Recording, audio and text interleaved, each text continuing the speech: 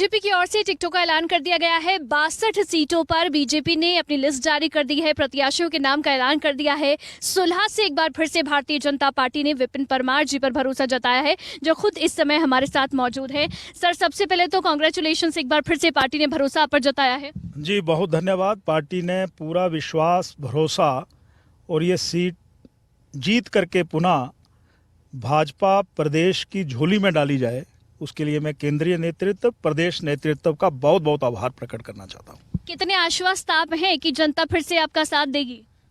मैंने 2017 से लेकर के 2022 चुनाव आचार संहिता से पहले सुलह विधानसभा क्षेत्र के हर पंचायत में या जो ज़रूरी व्यवस्थाएं थी उनको खड़ा करने में, चाहे वो स्वास्थ्य थी, चाहे वो शिक्षा थी, चाहे वो रोड कनेक्टिविटी थी, चाहे जल जीवन मिशन में ट्यूबवेल्स थे, ओवरहेड टैंक्स थे, फार्मेसी कॉलेज है, पॉलिटेक्निक कॉलेज है, मॉडल ITIs हैं और काफ़ी कुछ है।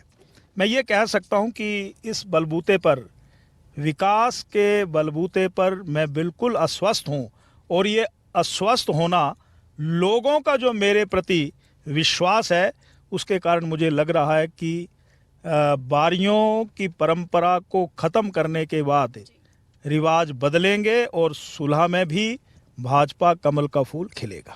आपने जिक्र किया कि बहुत सारे क्षेत्रों में आपने काम करवाया है और इसी बलबूते पर आप ये आश्वस्त हैं कि सुलह की जनता फिर से आपका साथ देगी। आप पहले स्वास्थ्य मंत्री भी थे।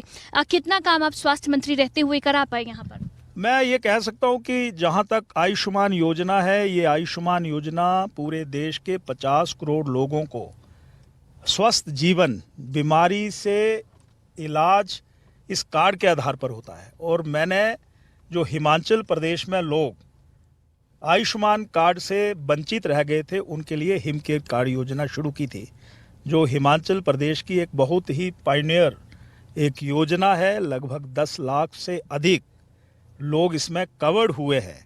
मेरी जानकारी के अनुसार 2 लाख लोगों का लगभग 200 करोड़ से अधिक पैसा गंभीर बीमारियां, छोटी बीमारियां, किडनी ट्रांसप्लांट या लंग्स का बीमारियों का इलाज, open heart surgery, cochlear implant, ऐसी जो बड़ी बीमारियां हैं, कैंसर से लेकर के उसका उपचार हुआ है। सारा योजना मैंने दी है।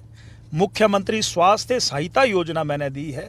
6 जो हमारे मेडिकल कॉलेजेस हैं उसके इंफ्रास्ट्रक्चर को मजबूत करने के मैंने प्रयास किए हैं। इसलिए जो जितना समय मिला उसको कर्म के रूप में धरातल पर उतारने की मैंने कोशिश की। ठीक है। उसके बाद क्योंकि आपको विधानसभा अध्यक्ष बना दिया गया, क्या आपको लगता है उसकी वजह से सुलह में आपको जो काम कराना था या विधायक के तौर पर वो कहीं पिछड़ तो नहीं गया? नहीं, उसके बाद मैंने अपनी गति काम को बहुत दे दी और मैं संतुष्ट हूँ कि स्वास्थ्य मंत्री के रहते हुए मैंने पूरे प्रदेश के लिए जो काम किए हैं। परंतु मैं जब स्पीकर बना तो स्पीकर तो सभी का होता है, चाहे सत्ता पक्ष या विपक्ष हो।